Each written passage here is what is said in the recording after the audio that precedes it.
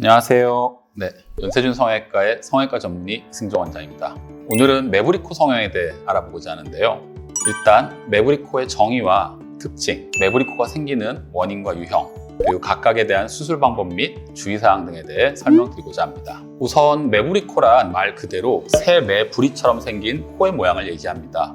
일반적으로는 매부리 모양처럼 콧등의 허리 부분이 높고 코끝이 처지는 코의 모양을 매부리코라 하는데요.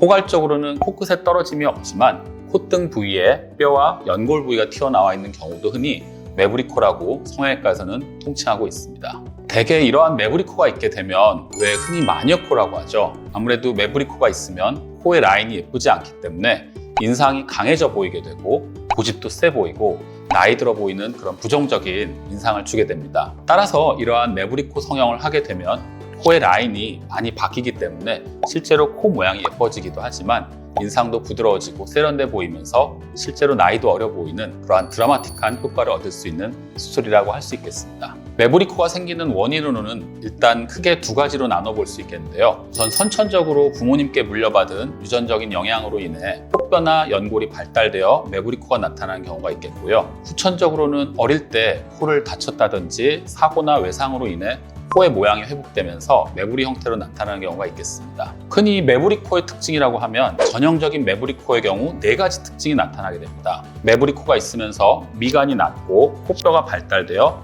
코뼈가 넓어 보이게 되고 코끝 연골이 발달이 되어 코끝 처짐이 동반되어 같이 나타나는 경우가 많습니다. 따라서 이러한 전형적인 경우에 매부리코가 있는 분들 같은 경우에는 매부리를 낮추고 미간부터 콧대를 높여주고 뼈가 넓은 경우에는 절골을 통해 코뼈를 좁혀주고 코끝이 처진 경우에는 자가연골을 이용해서 코끝을 높여주는 수술을 같이 시행을 많이 하게 됩니다. 매부리코 자체의 수술 방법은 심한 정도에 따라서 방법이 좀 나뉘게 됩니다. 우선 매부리가 심하지 않은 경우에는 라습이라고 하는 수술 도구를 이용해서 매부리코의 뼈 부분과 연골 부분을 갈아주는 방법으로 개선을 하게 되고, 매부리가 중등도 이상으로 좀 심한 경우에는 매부리 혹 자체를 잘라내는 방법을 쓰게 되는데요. 연골 부분은 우선 수술용 가위나 칼로 잘라내고 뼈 부분은 오스테오톰이라는 수술 도구를 이용하여 제거하거나 라습으로 갈아내는 방법을 사용하고 있습니다. 이때 주의해야 할 점은 매부리 혹을 너무 많이 제거하게 되면 오픈 루프라고 해서 열린 지붕 변형이 나타나게 됩니다. 그러면 코 안쪽에 비강과 고형물이 들어갈 공간이 열리게 되어 염증을 유발할 수 있게 됩니다. 따라서 고형물을 써야 하는 경우에는 개인적으로는 이러한 열린 지붕 변형이 생기지 않도록 매부리 혹을 잘라내는 방법보다는 다소 시간이 걸리더라도 매부리 혹을 갈아내는 방법을 쓰고 있습니다. 매부리코의 유형별 수술 방법으로는 크게 3가지로 나눠볼 수 있습니다. 첫 번째로는 미간이 낮지 않고 매부리코가 있는 경우인데요.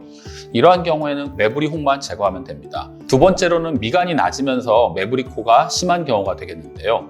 이때는 경우에 따라 2가지 선택을 할 수 있습니다. 미간 높이에 맞춰서 열린 지붕 변형이 생기지 않도록 매부리 혹을 제거하고 고형물을 쓸 수도 있고, 매부리 혹을 적당한 높이로 낮추고 미간을 자가연골이나 진피 등으로 채우는 방법을 쓸 수 있습니다. 세 번째로는 전체적인 코가 낮으면서 매부리가 살짝 있는 경우인데요. 이러한 경우에는 최대한 매부리를 깔끔하게 다듬어내고 콧대에는 실리콘 고형물을 이용해서 높여주고 자가연골로 코끝을 높여주는 방법을 통해 코 모양을 예쁘게 만들어 드릴 수 있습니다. 매부리 코 수술을 할 때 반드시 고형물을 써야 하는 것은 아닙니다. 물론 앞서 말씀드린 것처럼 전체적으로 코가 낮으면서 매부리가 있는 경우에는 고형물을 써서 콧대를 높여드리는 것이 모양적으로 더 좋겠지만, 콧대 높이가 어느 정도 있는 경우에는 매부리 혹을 적당한 높이로 낮춰주고 필요에 따라서 미간이나 꺼진 부위에 자가연골이나 진피 등으로 채워주면 고형물을 쓰지 않으셔도 됩니다. 매부리가 있다고 해서 반드시 절골을 해야 하는 것은 아니고요. 실제로 봤을 때 코뼈가 넓은 경우에는 절골을 하는 것이 좋고요. 매부리를 낮추고 나면 아무래도 코 모양이 박시해 보이기 때문에 필요하면 고형물을 쓰거나 절골을 해주는 것이 좋습니다.